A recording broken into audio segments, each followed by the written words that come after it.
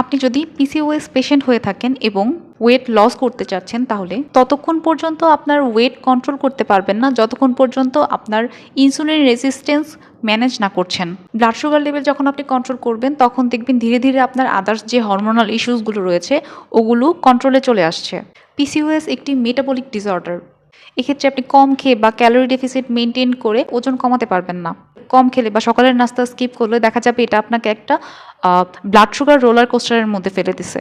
Insulin রেজিস্ট্যান্সটা আরও বেড়ে যাচ্ছে। আবার অনেকে থাকেন পিসিওএস নিয়ে ওয়েট লস করার জন্য এক্সট্রিম এক্সারসাইজ করতে থাকেন। এটা আপনার স্ট্রেস হরমোনকে আরও বেশি পরিমাণে বাড়িয়ে দিতে পারে, যেটা পিসিওএস এর জন্য আরও ক্ষতিকর। তাই আপনি পিসিওএস নিয়ে যদি ওয়েট লস করতে চান তাহলে চেষ্টা করবেন ফার্স্টেই আপনার ব্লাড সুগার লেভেল কন্ট্রোলে আনার।